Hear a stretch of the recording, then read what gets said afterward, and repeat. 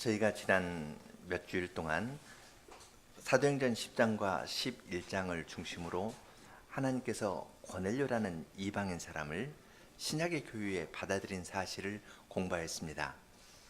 오늘은 11장 19절부터 읽었는데 생각하는 시계를 조금 바꿔놔야 됩니다. 시계 정도가 아니라 달력 정도가 아니라 생각을 싹 바꿔서 약 10년 정도 뒤로 돌려야 합니다.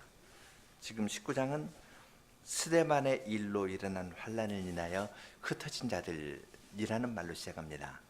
스데반의 일로 말미암아 핍박이 있었던 것은 32년 정도로 생각합니다. 그리고 지금 이야기는 42년 혹은 44년 그 무렵입니다. 그러니까 다시 10년 전으로 돌려가지고 그때 있는 이야기부터 조금 되었던 이야기를 안디옥의 교회가 세워진 그 이야기를 10년 정도 사이에 조금씩 되어진 이야기를 기록하는 겁니다. 이렇게 말씀드리면 조금 예리한 여러분께서는, 그리고 우리 생각이 팔팔한 아이들은 그러면 안디옥의 교회가 선 것이 먼저인가, 고넬료가 교회에 들어온 것이 먼저인가, 그런 의문이 들 수 있습니다. 그런 의문 갖는 거 좋습니다. 그렇지만 성경에서 명시적으로 이야기를 안 했으니까 안디옥에서 이방인들에게 복음을 전해가지고 교회에 들어온 일이 꼭 고넬료보다 나중에 일어났다고 말할 수는 없습니다. 예루살렘 교회에서 안디옥에 바나바를 보낸 이야기가 있는데 이건 고넬료 일 있은 다음에 보냈다고 생각하는 것이 자연스럽지만 그 전에 이방인들에게 복음을 전해가지고 교회에 들어온 일이 꼭 고넬료보다 후에 있었다, 그렇게 말하기는 확정할 수는 없습니다. 바나바를 보낸 건 고넬료 사건 후라고 보는 것이 자연스러울 겁니다. 그러면 11장에 있는 이야기가 보통이 아니라는 것을 알게 됩니다. 하나님께서 고넬료에게 베드로를 보내기 위해서는 환상을 3번이나 보여주셨거든요. 베드로는 3번 거역했습니다. 그런데 안디옥에서는 이름도 없는 어떤 사람들이 안디옥에 있는 어떤 이방인들에게, 헬라인들에게 복음을 먼저 전했던 겁니다. 하나님께서 환상을 보여주시지 않아도 이 사람들은 다른 이방인들에게 복음을 전해서 예수를 믿게 하고 그런 일을 했던 겁니다. 그렇지만 이것이 이야기의 전부는 아닙니다. 그러한 보이지 않는 무명의 성도들의 봉사가 있었는데 예루살렘 교회에서는 그 교회에 바나바를 보냈습니다. 그리고 바나바는 거기에 가서 주님의 은혜를 확인하고 말씀을 전하면서 격려하다가 또 길리기아 다소에 가서 사울이라는 청년을 데려와 가지고 거기서 교회를 조직해 가지고 힘써 봉사를 했습니다. 무명의 성도들의 활동이 있었고요, 교회 직분자들의 활동이 있습니다. 이미 사도는 청년 사울은 다메섹 가는 도중에서 예수님을 보고 사도로 부르심을 받은 자입니다. 바나바는 그것을 알아보고 사울을 청해서 안디옥에서 1년간 함께 큰 무리를 가르쳤습니다. 큰 무리를 할 때에는 이방인뿐만 아니라 유대인에게도 가르쳤다는 말이 될 겁니다. 유대인과 이방인들, 이들을 함께 한 교회로 불러 모으는 일을 했을 겁니다. 1단계에서 무명의 성도들의 봉사가 있었고요, 이것이 그냥 무명의 성도들의 자발적인 모임으로 그치는 것이 아니라 예루살렘 교회에서 사람을 보내고 또 바나바가 사도 사울을 데려옴으로써 교회적인 조직을 갖추었습니다. 아주 아름답죠? 그러나 거기에서 끝나는 것이 아닙니다. 하나님께서는 흉년을 보내셨습니다. 아가보라는 선지자가 일어나가지고 천하의 흉년이 될 것이다. 천하라 할 때에는 예루살렘뿐만 아니라 로마 지역 전체를 놓고 이야기하는 겁니다. 지중해 연안 전체에 하나님께서 흉년을 보내셨는데 그 흉년을 통해 가지고 안디옥에 있는 교회가 예루살렘 교회에 부조를 보냈습니다. 천하의 흉년이 들었으면 안디옥도 흉년이 들었을 겁니다. 그런데 흉년든 안디옥 사람들이 다른 지역에 흉년된 사람들에게 먹을 것을 보냈습니다. 먹을 것을 살 돈을 보낸 겁니다. 그렇게 함으로써 유대인 교회와 이방 교회가 하나의 교회이다. 둘이 하나로 연합되었다는 것을 나타냈습니다. 이것이 하나님께서 행하시는 일입니다. 무명의 성도들을 통해서 일을 했는데, 첫째 질문은 안디옥의 복음을 전한 그 사람들이 어디 출신인가, 여기에서 배울 수 있는 것이 무엇인가 하는 것이 이번 강사를 할 때 첫 번째로 생각할 주제입니다. 두 번째로 안디옥 교회를 세우는 데 있어서 교회 직분자가 한 일은 무엇인가, 직분자 사이에서 볼 수 있는 직분자와 교인, 직분자와 직분자 사이에서 나타나는 아름다운 모습이 무엇인가, 사도행전 11장에서 그걸 찾아보는 것이 두 번째 질문입니다. 세 번째는 안디옥 교회가 흉년을 당해가지고 유대인 교회에게 행한 구제가 어떤 의미를 지니는가. 하나님께서 흉년을 보내시고 구제를 하도록 했는데 거기에서 드러난 큰 하나님의 경륜은 무엇인가 하는 것을 생각하면서 사도행전 11장 뒷부분을 살펴보겠습니다. 이제 여러분 생각을 10년 뒤로 돌립니다. 고넬류 이야기 전에 이제 그 사이에 10년간 있었던 이야기를 간략하게 하는데요. 스데반의 일로 일어나서 핍박이 나가지고 흩어졌습니다. 지명 셋이 먼저 나옵니다. 다에서 지명 넷이 나오는데요. 먼저 베니게 구브로 안디옥까지 이르렀다 그랬습니다. 흩어진 자들이 베니게라 했는데요. 베니게는 페니키아입니다. 페니키아 하면은 여기 있는 고등학생들은 알 거예요. 페니키아 문자, 페니키아 알파벳, 그런 말 생각나죠? 베니게 페니키아인데요. 페니키아는 우리가 지금 사용하는 영어 알파벳의 시조가 되는 알파벳을 만들어낸 사람들입니다. 수메르 지역, 고대 근동 지역에 문자가 있었는데요. 점토판에 문자를 만들었는데 알파벳이 몇 가지였냐면요, 한 600개 내지 700개였습니다. 그래서 그 문자를 배우는데 몇 년 걸렸고요. 이제 장사를 하기 때문에 600개 내지 700개 되는 알파벳을 배워가지고 공문서를 작성하기도 하고 뭐 장사할 때 계약서를 작성하기도 했습니다. 이것이 바벨로니아 지역에서 있었던 문화인데요. 이 사람들이 바벨론 지역에서 유프라테스강, 티그리스강, 유프라테스강 해가지고 그걸 보고 비옥한 초승달을 하죠. 비옥한 초승달을 해서 쭉 오면은 이르게 되는 것이 이 베니게, 페니키아 지역입니다. 이 사람들이 장사를 하는데, 장사를 할 때에는 유프라테스강에서 오는 그러한 것을 뿐만 아니라요, 여기에서부터 시작해가지고 지중해 연안 전체를 해서 장사를 했습니다. 해상 무역을 하는데, 이제 이번에 레바논에 가서 제가 두로 시돈 가보고 싶었는데 형편 때문에 못 갔고요. 대신 이제 박물관에만 가서 하루 종일 박물관 2개, 베이루트에 있는 박물관 2개에서 하루 종일 보냈는데요. 거기에 보니까 그 당시에 이 무역했던 것들이 있습니다. 뭘 했냐면 이 소라, 두로 시돈 그 지중해 이쪽에서 나오는 소라가 있는데 이걸 몇천 개를 모아가지고 이렇게 빻으면 다주색 물감이 나옵니다. 그래서 다주색 물감을 이렇게 들이면 이것이 그 아주 색도 예쁘고요. 그리고 그 쉽게 날아가거나 없어지지 않습니다.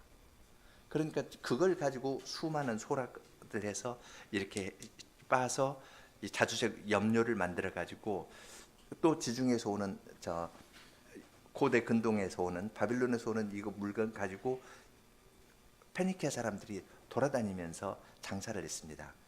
거기에서 조금 더 가면 이제 둘째 지역 나오는데 구브로, 키프로스라는 섬이 있습니다. 베니게에서 약 100km쯤 가면은 쿠프로라는 섬이 있는데요. 그 섬까지 갑니다. 그리고 그쪽에서 조금 더 가다가 아프리카 북쪽에 있는 데가 구레네라는 데가 있고요. 지금 리비아 쪽입니다. 거기서 아프리카 북안을 따라서 조금 더 가면은 카르타고가 나옵니다. 카르타고에서 한번 쭉 건너뛰면은 장화 같이 생긴 이탈리아 반도가 나옵니다. 그리고 그쪽에서 이제 서쪽으로 더 가면은 스페인이 되는데요. 이 베니게 사람들이 그 지역 지중해 연안을 다 다니면서 장사를 했습니다. 그 구브로, 카르타고 이런 데들이 다 페니키아의 식민지였습니다. 이 사람들이 장사하는 사람들입니다. 장사하니까 알파벳 600개, 700개 배워가지고 이거 문서 써가지고는 안 되거든요. 장사하는 분들이 갖고 있는 특성이 있거든요. 아주 현실적이고 이걸 과감하게 줄여버렸습니다. 22개 알파벳을 만들어낸 겁니다. 그래서 지금 그 지역, 시리아에 있는 레바논에 있는 그 지역이 그 당시 고대 근동 문명에서 아주 중요한 역할을 했는데요. 지금 그 지역까지, 베니게 그 지역까지 갔고요. 거기서 100km쯤 떨어진 구브루라는 곳에 갔습니다. 그 다음에 거기에서 더 가면 구레네가 나온다고 그랬죠. 구레네는 지금 리비아고 애굽 서쪽에 있습니다. 카르타고 동쪽에 있고 그 구브로가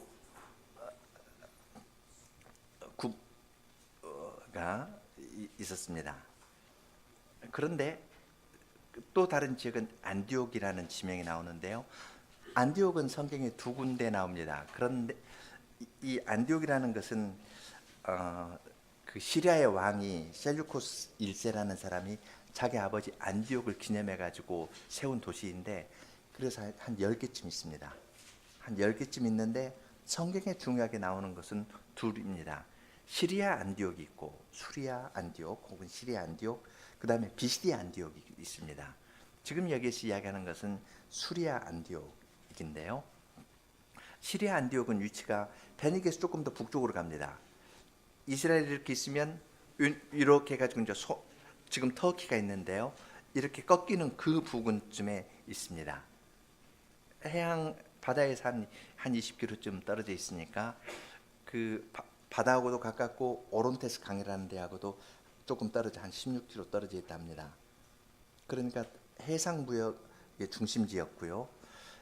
자연히 그 교차로에 있기 때문에 아주 큰 도시였습니다. 로마 제국에서 이 당시에 세 번째로 큰 도시였습니다.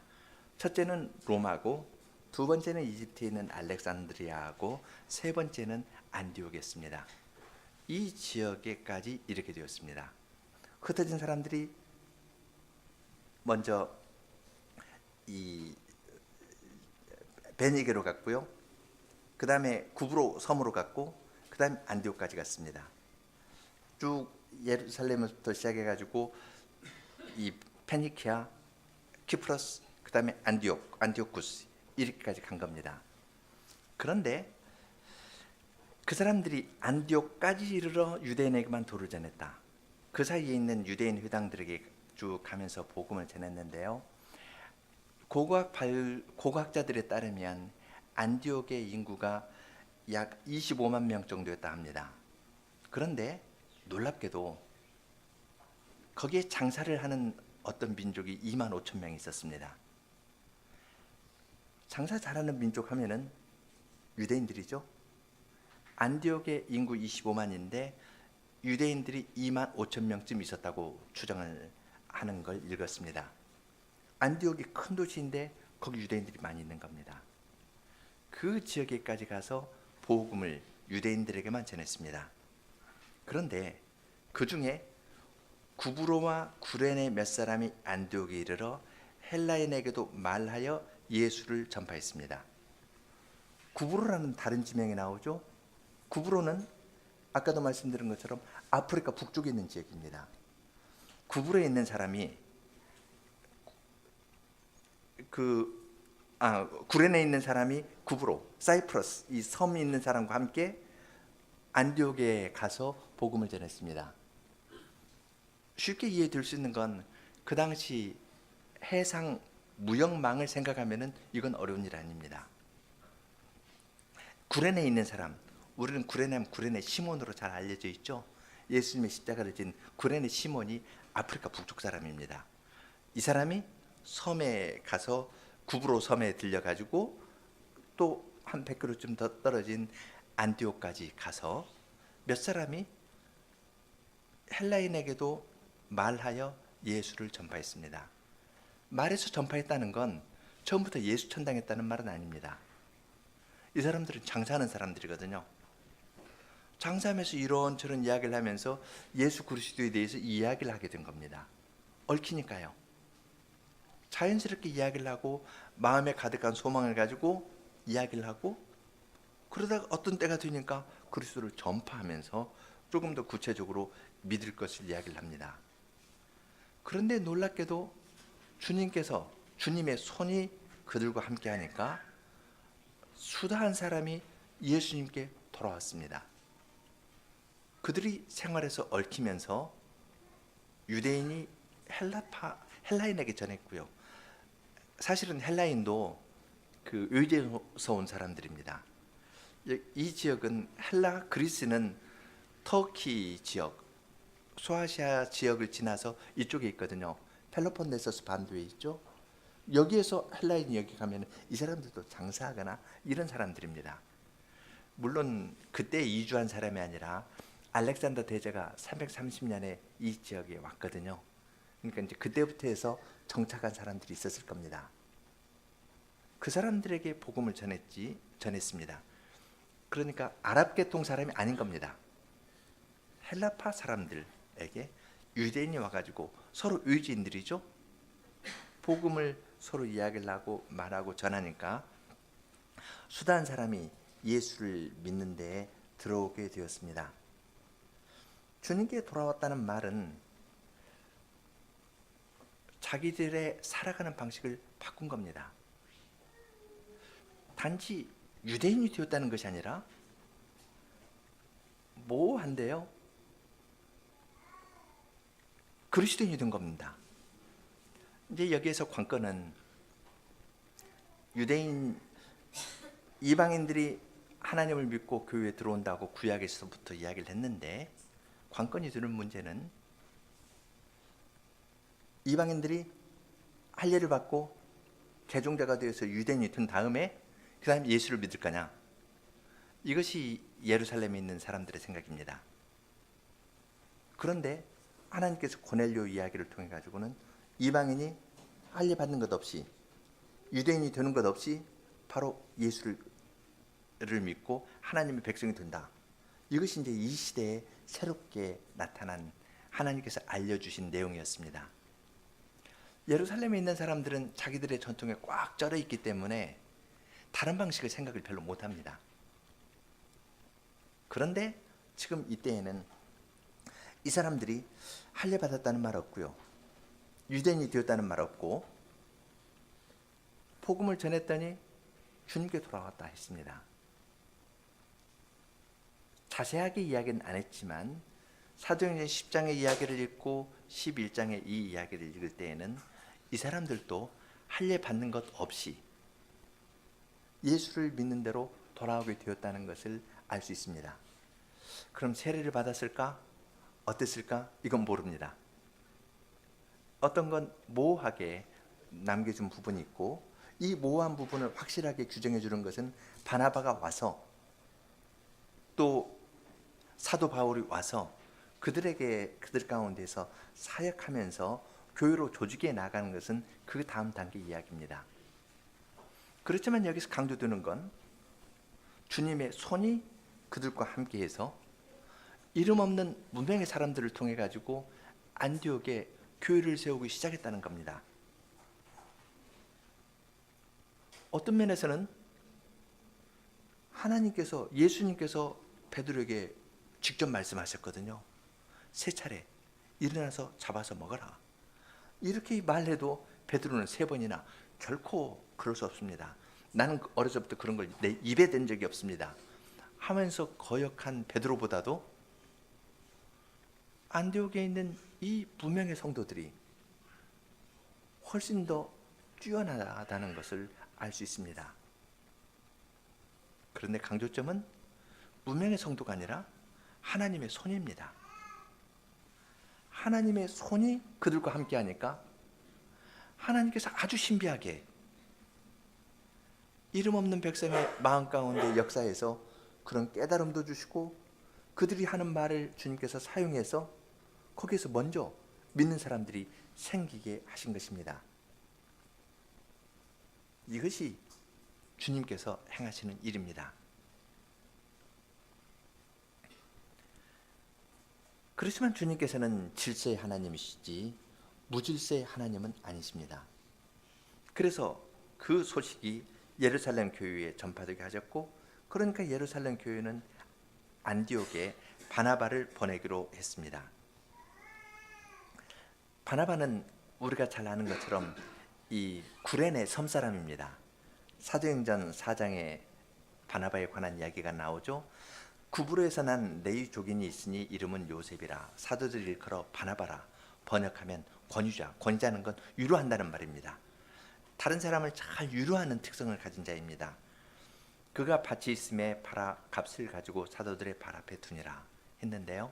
그 지역 사람, 이 구브로하고 안디옥은 가깝습니다. 해상 무역망에서 서로 긴밀하게 연결되어 있기 때문에 이 같은 그 지역 사람인 구브로 사람인 바나바를 보내기로 하였습니다. 그럴 때 이 바나바는 거기에 이르러서 하나님의 은혜를 보고 기뻐하면서 모든 사람에게 굳은 마음으로 주께 있으라 그렇게 권하였습니다. 바나바는 하나님의 은혜를 보고 여러 면에서 하나님의 은혜가 나타나는 것을 보고 격려한 것입니다. 바나바에 대해서는 그는 착한 사람이요 성신과 믿음이 충만한 자라 그렇게 이야기를 했는데, 성신과 믿음이 충만한 바나바는 안디옥에 이르렀을 때 하나님의 손이 그들과 함께하면서 그들 가운데 행하신 일들을 목도했습니다. 하나님의 은혜를 보고 그는 기뻐했습니다. 그냥 그걸 있는 그대로 사실을 받아들이고 기뻐한 것입니다. 사실 다른 사람이 갔을 때도 꼭 이랬을지 잘 모르겠습니다.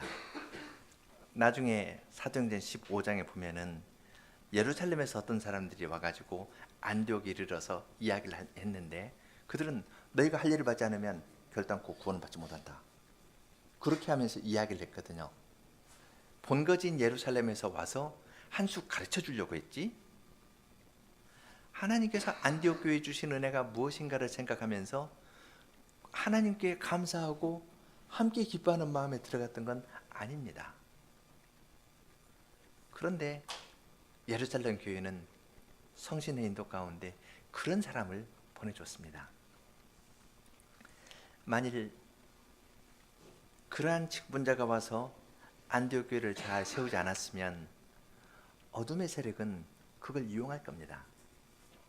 어둠의 세력은요, 완전히 틀린 걸 이용하는 것이 아니라 진리를 반절 이야기하고 반절 다른 거 섞어가지고 왜곡하는 겁니다. 아주 대립하는 마음을 주어서 유대인들하고는 상종할 만한 사람들이 못 돼. 이방인 너희들은 밥도 안 먹고 너희 상종 안 하잖아. 그런데 하나님께서 너희에게 구원하는 은혜를 주셨으니까 너희는 독자적으로 새로운 교회를 만들어 가야 돼. 이런 식으로 이야기를 하면서 어떤 사람이 나오면 교회가 분열이 될 수가 있는 겁니다. 그런데 주님께서 예루살렘 교회에도 은혜를 주셔서 이 일에 가장 적합한 사람, 그 지역 사람이고 마음이 넉넉해가지고 다른 사람을 격려를 잘하는 좋은 성품을 가진 사람을 보내서 일을 처리하도록 한 겁니다.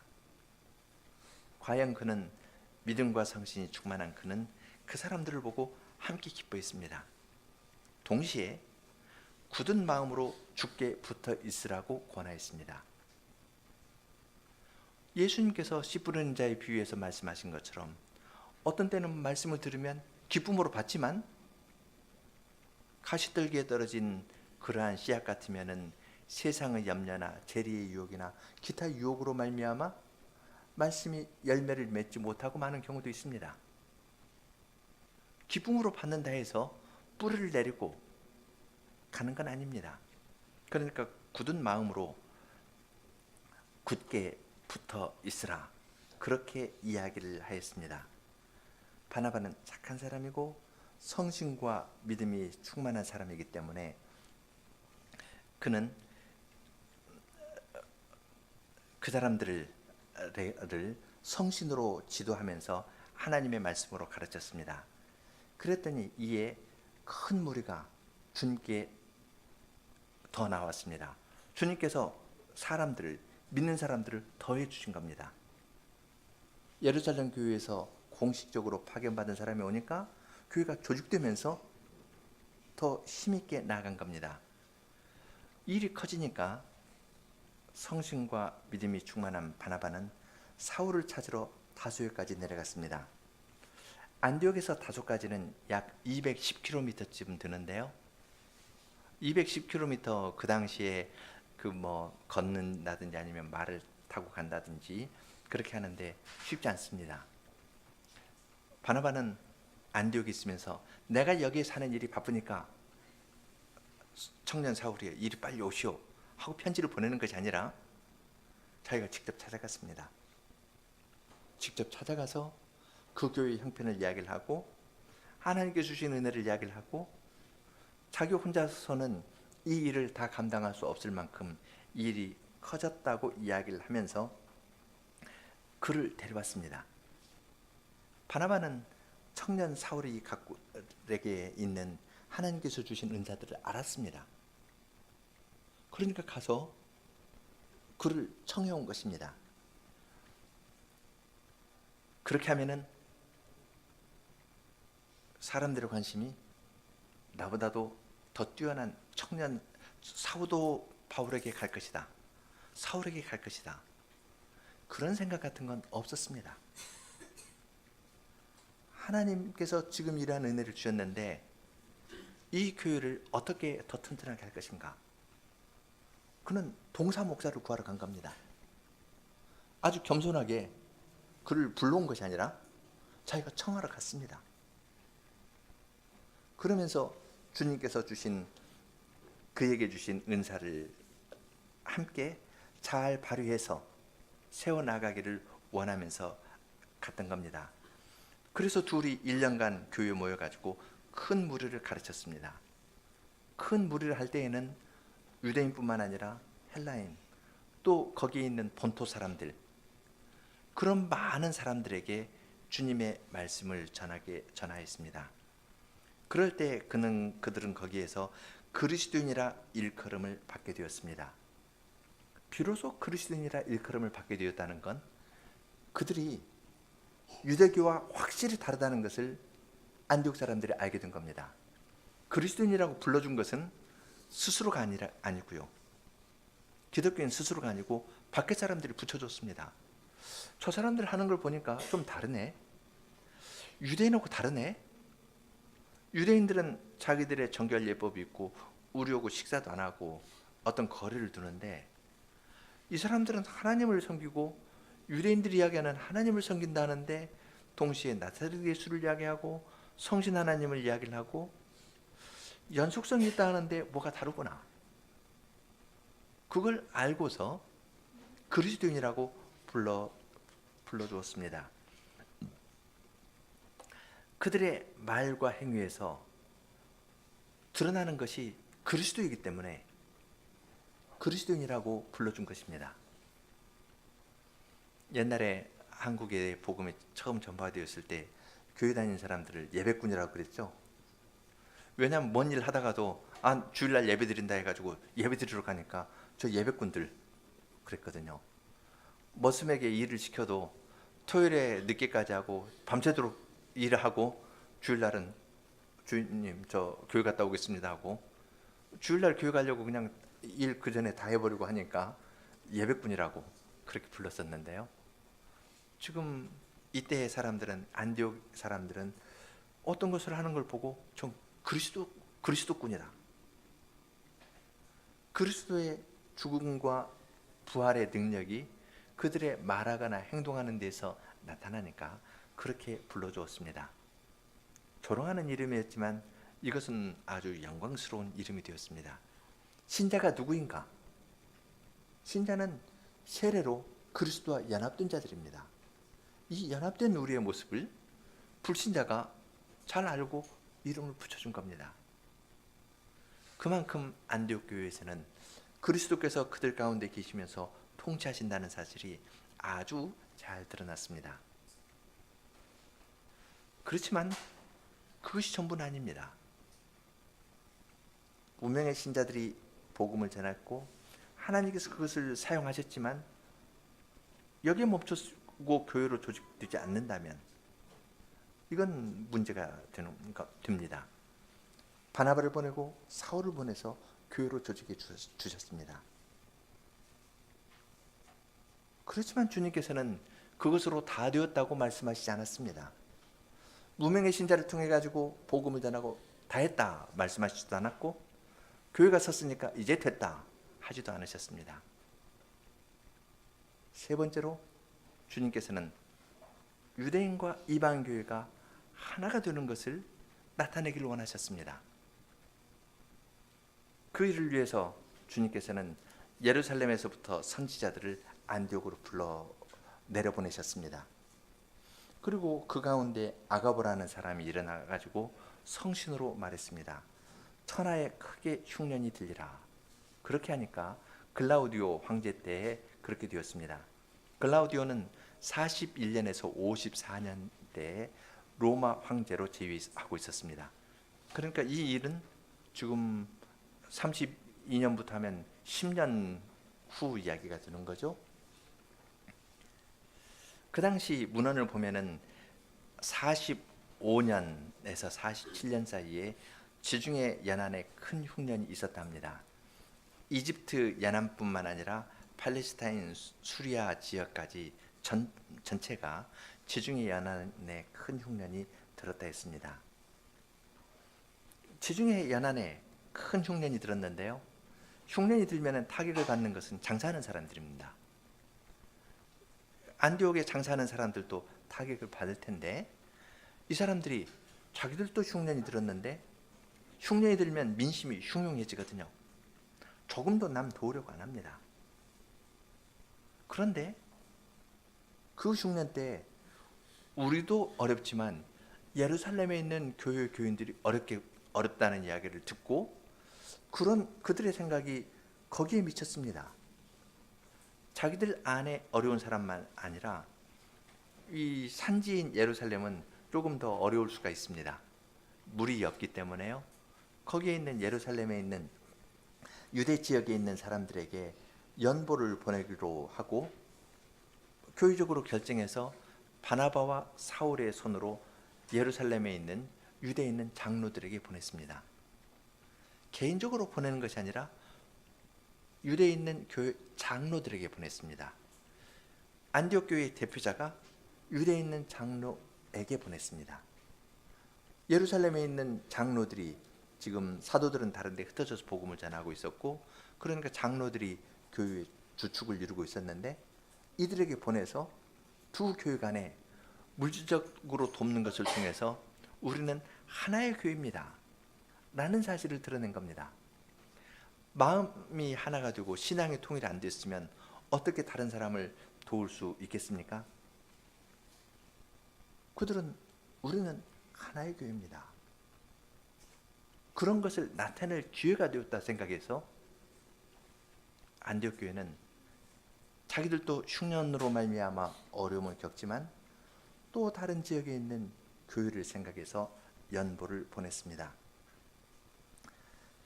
이방인 교회와 유대인 교회가 하나가 되었다는 것, 이것을 가장 잘 나타내는 좋은 예는 물질적으로 돕는 겁니다. 이것은 바울 사도가 이방인 교회들에게 복음을 전하면서 동시에 힘써 가르친 내용입니다.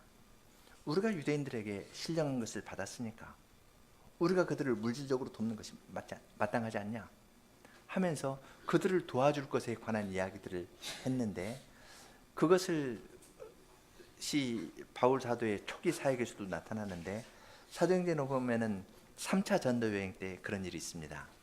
소아시아 지역의 사람들 그리고 그리스 지역의 사람들을 대표자들을 구성해 가지고 예루살렘까지 가서 이방인들의 연보를 전달했는데, 그 내용이 고린도후서 8장과 9장 두 장에 걸쳐 가지고 길게 나옵니다. 몇 구절 읽겠습니다. 먼저 8장 1절부터 몇 절 읽겠습니다.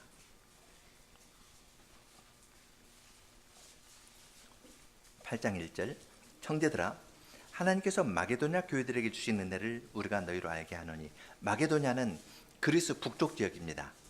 그리고 지금 여기 고린도인데, 고린도는 그 반도 남쪽에 있고요. 북쪽에 이제 마게도냐가 그 빌립보나 데살로니가 있는 교회에 있는 데가 마게도냐 지역인데요. 그 교회들에게 주신 은혜를 알게 한다 합니다. 그 은혜의 내용이 뭐냐면 2절에 환난의 많은 시련 가운데 저희 넘치는 기쁨과 극한 가난이 저희로 풍성한 연보를 넘치게 하였다. 데살로니가 교회나 빌립보 교회도 환난 가운데 있었고 극한 가난 가운데 있었는데, 예루살렘 교회를 위해서 풍성한 연보를 했다는 겁니다. 그것을 1절에서 그 교회들에게 주신 은혜를 알게 한다고 합니다. 다른 지역에 있는 교회를, 내가 가난한데 다른 지역에 있는 교회를 돕고자 하는 것은 사람이 본성적으로 할 수 있는 일이 아닙니다. 사람의 생명이 그 소유에 넉넉한 데 있다. 가르쳐주지 않아도 그걸 꽉 잡고 있습니다. 재밌는 말이 있죠. 흉년이 되면은 부모는 굶어 죽고 애들은 배 터져 죽는다. 그런 말이 있죠. 흉년 때 부모는 안 먹고 자식 주니까 자식은 더 생존 본능 때문에 살아남으려고 더 많이 먹어가지고 몰래 먹고 막 훔쳐먹고 해서 배 터져 죽고, 부모는 굶어서 죽고. 그런 말이 있죠. 이건 사람의 이 본성적인 악한 것을 아주 잘 표현한 말입니다. 그것이 우리 현실입니다. 그런데 극한 가난 가운데에서 다른 사람을 위해서 연보하려고 하는 겁니다. 설명할 수 있는 말은 이건 은혜입니다. 은혜로 사람의 본성적인 걸 벗어나는 겁니다. 계속 보면은 3절부터 읽겠습니다. 내가 증거하노니 저희가 힘들어할 뿐 아니라 심에 지나도록 자원하여 이 은혜와 섬기는 일에 참여함에 대하여 우리에게 간절히 구하니. 그렇게 많이 헌상하니까 바울 사도가 하지 말라. 집안 잘 돌봐라니까, 아니 이건 은혜입니다. 성도 섬기는 일에 우리 참여할 기회를 주십시오 하면서 적극적으로 했다는 겁니다. 우리의 바라던 것뿐 아니라 저희가 먼저 자신을 주께 드리고 하나님의 뜻을 조차 우리에게 주었다. 중요한 것은 자기 자신을 먼저 주님께 드렸다는 겁니다. 그냥 내 생활의 일부를 드리는 것가 아니라 나 자신을 헌상했습니다. 나 자신을 주님께 드렸습니다. 나의 먹고 살고 하는 것, 내가 앉고 서는 것, 이건 주님께 달렸다 하면서 나 자신을 주님께 드리고, 주님께 드리는 것의 표로서 어떤 것을, 연보를 사도의 손에 맡긴 겁니다. 그러니까 이것이 은혜인 겁니다. 그래서 6절에서도 우리가 디도를 권하여 너희 가운데 시작하신즉 이 은혜를 그대로 성취하게 하라. 이건 은혜라고 이야기합니다. 7절에서도 이 은혜에도 풍성하게 할지라, 그렇게 이야기를 하고 8장 9절입니다. 주 예수 그리스도의 은혜를 너희가 알거니와 부유하신 자로서 너희를 위하여 가난하게 되심은 그의 가난하심을 인하여 너희로 부욕해 하려 하심이라. 이렇게 하는 근거는 그리스도의 은혜에 있는 겁니다. 그리스도께서 부유하신 분이셨지만 우리를 위해서 가난하게 되셨습니다. 사람이 되시고 십자가에 달려 돌아가셨습니다. 그건 우리로 부욕해 하기 위함이다. 그렇게 가르쳐 줍니다. 부유하게 되는 것에 대해서 바울 사도는 무엇에서 부유한 것인지 9장 8절에서 이야기합니다. 자칫하면 예수 믿으면 부자가 된다. 요새는 부자 되세요라는 말이 저 인사말처럼 든 세대인데요. 부자 되세요. 그리스도로 말미암아 우리는 부자가 되는데, 부자가 되는 내용을 9장 8절에서 이렇게 이야기합니다. 하나님이 능히 모든 은혜를 너희에게 넘치게 하시나니 이는 너희로 모든 일에 항상 모든 것이 넉넉하여 모든 착한 일을 넘치게 하려 하심이라. 부자가 되는 건 모든 착한 일을 하는 데에서 부자가 되는 겁니다. 물질적으로 부자가 되는 것이 아니라 착한 일을 넘치게 하고 싶은 마음이 생기는 겁니다. 그리스도의 낮아지심을 아니까, 그리스도로 말미암아 우리가 부욕게 되었다는 걸 아니까 다른 사람을 주고 싶은 거예요. 이 주고 싶은 마음에서 부자가 되는 겁니다. 실제로 주는 건 조금입니다. 극한 가난 가운데에서 줄 수 있는 것이 얼마나 많겠습니까? 그런데 그 마음은 자신을 그리스도에게 주는 것이니까 전부를 주는 것이고, 그 마음에서 그들은 착한 일을 하는 데에서 부자가 되었습니다. 내 배를 채운 후에 남는 것으로 돕겠다는 것이 아니라 도울 걸 먼저 떼놓고 나 자신을 주님께 드리고 그 다음에 헌상하는 태도를 갖게 되었습니다. 이것은 안디옥 교회가 그리스도와 연합되었다는 증거입니다. 그리스도와 연합되었기 때문에 다른 교회와도 연합이 되는 겁니다. 하나님께서는 세 가지를 행하셨습니다. 이름 없는 자들을 통하여 사도가 했던 것보다도 더 큰 일을 행하셨습니다. 어떻게 보면 베드로가 고넬료의 집에 가기 전에 이름 없는 구브로 구레네 성도가 안디옥에 있는 헬라인에게 복음을 전했을 겁니다. 이들이 먼저였습니다. 그렇지만 동시에 주님께서는 두 번째로 이것을 교회로 조직하도록 했습니다. 질서가 없으면 사람들이 자기가 받은 은혜에 갇혀가지고 이걸 가지고 자기를 주장하게 됩니다. 그럼 교회에 큰 어려움이 생깁니다. 질서 있고 단정하게 일을 이루어 나가신 것을 볼 수 있습니다. 세 번째로는 주님께서는 그렇게 세운 교회가 다른 교회와 연합하도록 했습니다.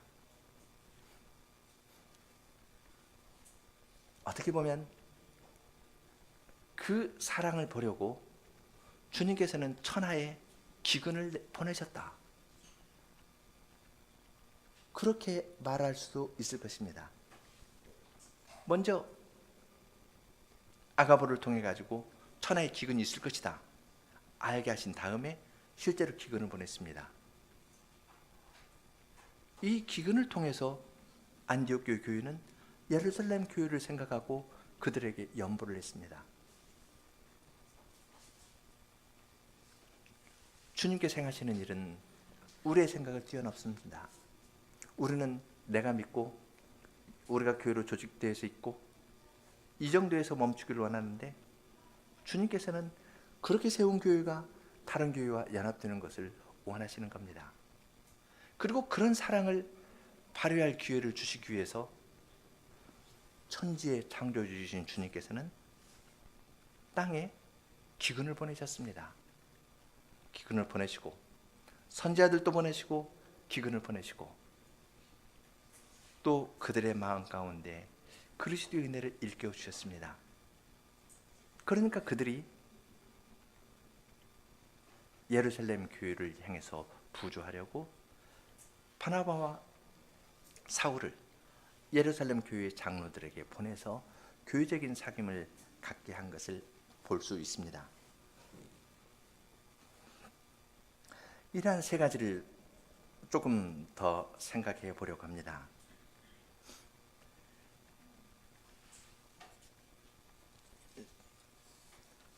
안디옥 교회에서 이방인에게 복음을 전한 자들은 사도도 아니었고 이름 없는 무명의 성도였습니다. 그렇지만 강조해야 될 것은 무명의 성도 그 사람이 아니라 주님의 손입니다. 그들은 자기 마음 가운데 있는 것을 이웃 사람에게 말했고 말하는데 주님께서 그것을 들어 쓰셔서 그 일을 행하셨습니다.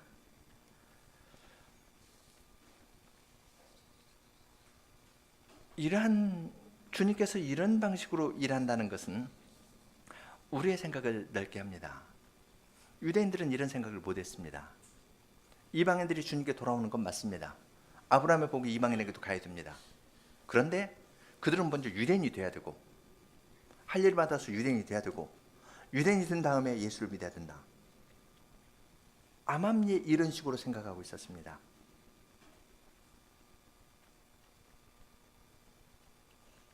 그러한 방식으로 생각하는 교회에게 주님께서는 무명의 성도를 통해서 새로운 일을 행하시고 그걸 보여주십니다. 아이들아, 내가 원하는 건 그거 아니야. 내가 너는 이러한 방식으로 구원 얻고 교회에 들어오게 했지만 너에게 적용된 모든 것이 다른 사람에게도 그대로 적용되는 것 아니다. 그렇게 우리에게 알려주시는 겁니다.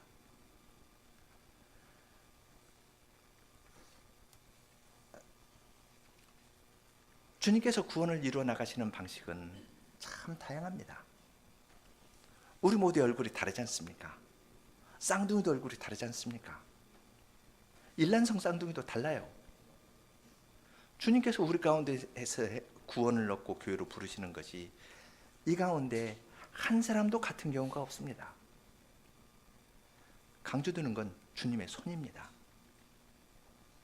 이름 없는 자들을 통해서 주님께서 이루어 나가시기 때문에 우리는 마음을 넓게 가질 필요가 있습니다. 내가 주님께서 나에게 베풀어 주신 은혜를 절대화해서 이걸 다른 사람에게 부과한다면, 그러면 주님의 일에 유능하게 쓰임 받을 기회는 스스로 버리는 것이 됩니다. 그걸 날마다 부인해야 됩니다. 둘째로, 그렇게만 이야기하면 개인주의적이 되고 아주 조직 없는 어떤 자들의 모임이 될 겁니다. 주님께서는 동시에 교회의 직분자를 통해서 이 일을 이루어 나가셨습니다. 바나바처럼 믿음과 성신이 충만한 그러한 사람을 통해서 하나님께서 베풀어 주신 은혜를 알아보고 그것 자체를 그냥 기뻐하고, 또한 교회가 커지니까 나 혼자는 이 일을 다 할 수 없다 해서 자기보다 재능이 있는 그러한 사람을 가서 청해오는 겁니다. 그래서 나중에는 바울이 앞서도록 하거든요. 그렇게 사심이 없는 직분자를 주님께서는 사용하여서 그 일을 이루어 나가십니다. 예루살렘 교회가 바나바를 보냈다는 점도 중요합니다. 그렇지 않으면 안디옥 교회는 이방 교회로 우리는 유대인과 상관없어 하면서 자기들끼리 나갈 수 있을 텐데, 주님께서는 예루살렘 교회에도 은혜를 베푸셔서 사람을 보내도록 하셨고, 또 거기에 보냄을 받은 사람은 성신과 믿음이 충만한 사람이어가지고 하나님께서 그 교회에 베풀어 주신 은혜를 잘 알아보고 그 위에 군림하려는 것이 아니라 알아보고 주님께서 그 교회에 주신 은혜를 보고서 함께 기뻐했습니다. 그렇지만 지도자로서는 거기에 멈추면 안 됩니다. 주님께 붙어 있으라고, 굳게 붙어 있으라고 권하고, 또한 더 교회를 조직해서 그 다음 단계로 나아갔던 겁니다. 이러한 방식으로 주님께서는 질서 있고 단정하게 주님의 교회를 이루어 나가시는 것을 봅니다.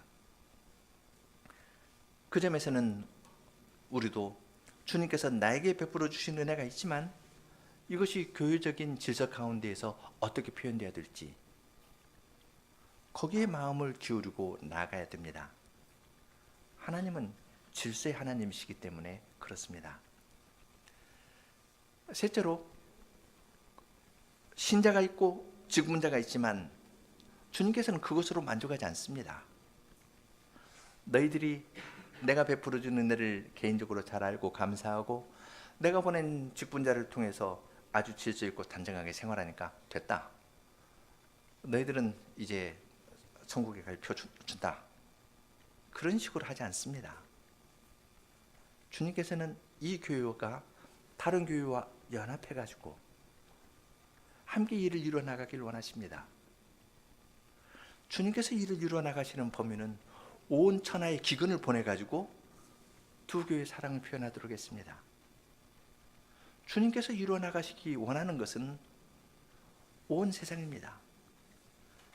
땅끝까지 주님의 복음을 전하고 모든 민족으로부터 모든 방언으로부터 거룩한 하나의 교회를 주님께서는 이루어나가기를 원하시는 겁니다. 마지막 날 주님께서 보라 내가 만물을 새롭게 하노라 할 때 새하늘과 새 땅이 열릴 것이고 그때 하늘에서 신랑을 위해서 단장한 것 같은 신부와 같은 새 예루살렘이 내려올 겁니다. 동서로부터 많은 온 민족으로 구성된 많은 사람이 종려가지를 들고 주님의 이름을 어린 양에게 찬양하고 주님의 이름을 찬송할 겁니다. 그것이 주님께서 이루실 일입니다. 그리고 우리 안에서 작게 시작했던 우리를 교회로 조직하고 일교회와 연합하고 그렇게 한 우리들로 하여금 주님께서 이루실 마지막 모습을 보면서 함께 나아가도록 그 목적을 향해서 함께 나아가도록 합니다. 세 가지를 말씀드렸는데 세 가지는 전체로 봐야 됩니다. 그렇지 않고 한 가지만 강조하면 치우칩니다. 나에게 개인적인 은혜 주신 것만 이야기를 하면 이건 그냥 회중유의자처럼 될 수도 있고요. 또 직분자를 너무 높여서 이야기를 하면 직분자의 말이면 무조건 따르겠다 하다가 아주 이상한 형태로 갈 수도 있고 또 그럼 로마 카톨릭처럼 될 수가 있죠. 또 교회의 연합을 이야기를 하는데 복음의 사실을 이야기하지 않고 교회 연합을 이야기를 하고 뭐 자연 환경에 대한 어떤 것 하면서 뭐 큰 이야기를 하면은 그릇된 WCC나 이런 것처럼 그릇된 통일을 이루는 대로 빠질 수가 있습니다. 우리는 사도행전 11장에 짧게 기록된 데에서 하나님의 경륜이 농축된 걸 봅니다. 우리 안에 사는 것뿐만 아니라 교회 직분자를 통해서 하는 것뿐만 아니라 온 천하에까지 미치는 그 큰 일을 주님께서 행해 나아가신다는 것을 알 수 있습니다.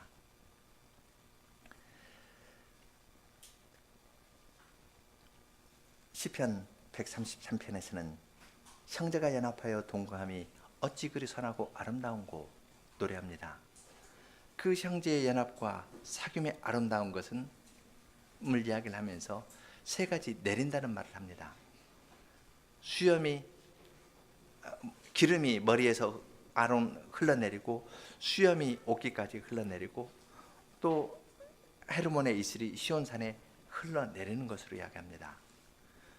이런 아름다운 사회를 주님께서 준비하셨다가 하늘에서부터 내려주실 겁니다. 그 날을 바라보면서 우리는 주님을 섬기고 나아가는 겁니다. 함께 133편 부르겠습니다.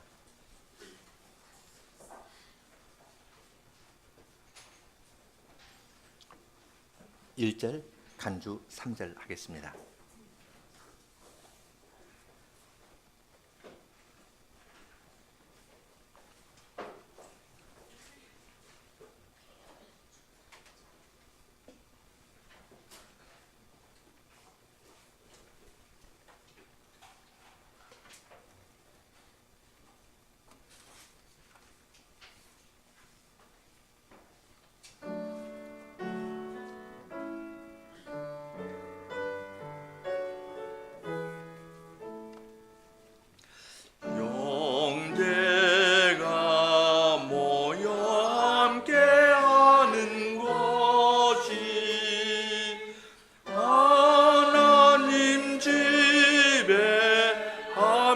사는 것이 선하고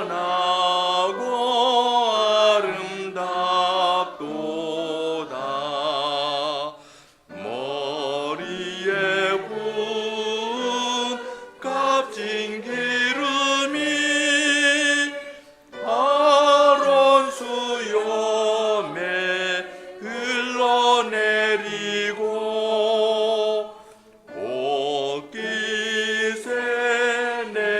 내림 같도다.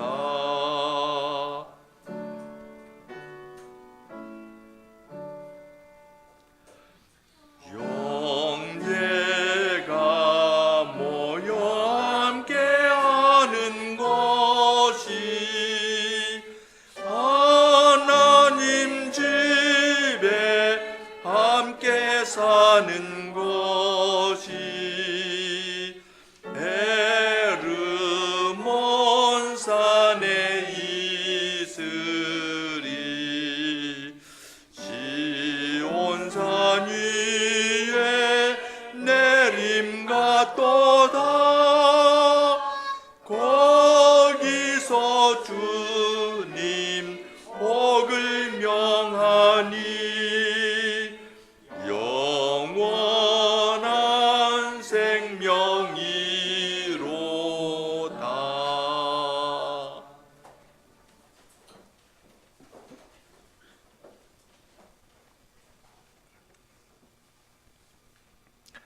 걸어가신 주님, 주님께서 행하시는 일들을 묵상할 때 참으로 기이하고 저희로서는 주님 앞에 찬송을 하며 모든 것을 주님께 돌려드릴 수밖에 없습니다. 주님께서는 이방인에게 복음을 전하실 때에 먼저 무명의 성도를 통해서 그들의 마음 가운데 활동하시고 그들의 작은 말을 사용하여서 이방인들에게 복음을 전하도록 하여 안디옥에 먼저 교회가 서도록 하시고, 또한 그것이 개인적인 모임이나 그들의 단체로 그치지 아니하도록 예루살렘 교회의 직분자를 통해 바나바와 사울과 같은 직분자를 보내주시고 그로써 교회로 조직되어 서서 나아가게 해주시고, 또한 거기에 그치는 것이 아니라 온 천하의 기근을 보내시면서 안디옥 교회로 하여금 예루살렘에 있는 교회를 돕게 하여서 이방인과 유대인이 그리스도 안에서 한 몸이 되고 하나로 통일된 사실을 구체적인 방식으로 온 천하에 있는 기근 가운데에서 발휘하며 하나님께서 그들 가운데 베풀어 주신 은혜를 표현하면서 나아가도록 인도하여 주셨습니다. 주님께서는 오늘날도 동일하게 저희 안에서 그러한 일을 행하시는 줄을 아오니 저희로 하여금 무명의 성도가 주님께 쓰임 받은 사실을 생각하면서 저희도 저희 자신을 고집하지 아니하고 주님께서 각 사람에게 베풀어 주신 은혜를 살피게 하여 주시고, 또한 그것이 교회 안에서 질서 있게 표현되는 것을 함께 추구하면서 나아가게 하여 주시고, 동시에 다른 교회들과 연합하여서 온 천하에 가득할 하나님의 영광을 바라보면서 다른 교회들을 향해서도 마음이 넓어지고 하나가 되기를 더욱 힘써 나아가는 저희들이 될 수 있도록 은혜를 허락하여 주시옵소서. 이러한 일은 저희의 노력으로 되지 않는 줄을 알고 저희들이 새하늘과 새 땅이 임하기를 소망하면서 나아가오니 저희에게 소망을 주시고 그러한 소망 가운데에서 행하게 하여 주시기를 구합니다. 예수님 이름으로 기도합니다.